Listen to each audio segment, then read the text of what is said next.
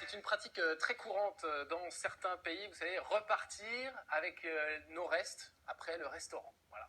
Doggy bag. Un doggy bag, ça s'appelle comme ça, un doggy bag. Vous l'avez déjà fait, le doggy bag? Je suis déjà reparti avec les restes du voisin, moi. Non, mais c'est pas ça, mais il avait choisi un truc super bon. Il était pas à ma table en plus. Ah, c'est bien ça. Il y avait ça. un truc super bon, j'avais pris le mauvais plat et quand il s'est tiré, j'ai... T'as demandé à récupérer? Non, j'ai pas demandé, j'ai pris. Ah, il n'avait pas fini sa bouteille de vin non plus, mais j'ai tout pris.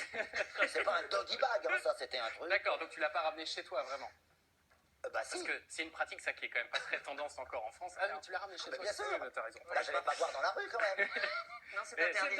Oui. Et en même temps, je vais dire, tu as fait un joli geste, parce que ça évite le gaspillage, parce que sinon les restaurateurs, qu'est-ce qu'ils en font? Ils jettent. Ah, c'est ce qu'on m'a dit. On dit Et ils jettent en plus des choses qu'on a payées, donc c'est vrai, pourquoi pas les ramener chez soi. On va en reparler dans un instant, juste après ce reportage. Restaurant, faut-il emporter les restes? Reportage fait par Vivien Charrère et Jenny Cotillard.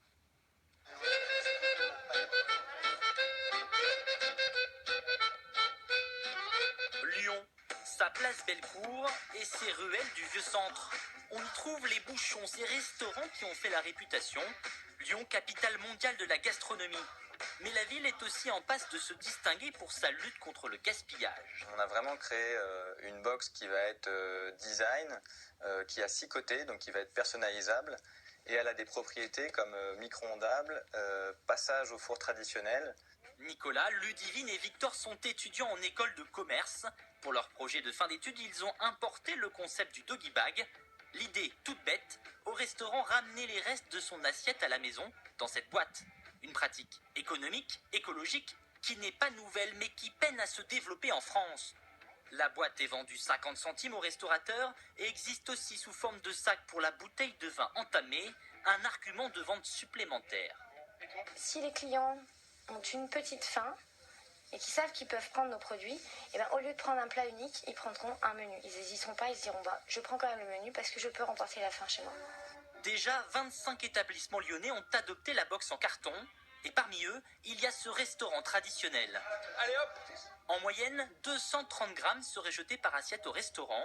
Ici, le message est clairement affiché et les clients sont sensibilisés. Les filles, si vous n'arrivez pas à finir votre cookie, c'est pas grave. On le mettra dans une petite boîte en partant. D'accord? Si certains passent à l'acte, seuls 20% des plus de 50 ans se disent prêts à repartir avec un doggy bag. C'est pas encore tellement entré dans notre culture, je pense. Et moi, réclamer, j'ai du mal. Pourquoi ne pas oser à partir du moment où vous avez payé votre repas? De toute façon, la nourriture sera gaspillée. Alors pourquoi ne pas y avoir pensé plus tôt? Et pourquoi nos restaurateurs sont-ils si réticents? Peut-être que c'est une manipulation supplémentaire qui pourrait faire perdre du temps à des restaurateurs. Peut-être qu'il y en a qui ont une mauvaise image, peut-être du packaging et qui l'ont pas vu. Ce qui est dommage d'ailleurs. Grosse erreur. J'ai oublié. Mais les professionnels pourraient changer d'avis sous la contrainte. À l'horizon 2017, la loi biodéchets taxera les poubelles de nos restaurateurs. À partir du moment où le restaurateur tombe sous le coup de cette loi, c'est-à-dire qu'il dépasse un certain seuil de biodéchets, il va être obligé de trier ces biodéchets et de les faire évacuer par une filière qui va les valoriser. Donc ça va lui coûter de l'argent. Et donc il a tout intérêt à diminuer significativement donc, la quantité de biodéchets. Ici, en région Rhône-Alpes, la direction régionale de l'alimentation a lancé une marque libre de droit, Gourmet Bag. Des autocollants que les restaurateurs peuvent s'approprier et disposer sur leur propre contenant. Une initiative qui mériterait d'être étendue sur tout le territoire.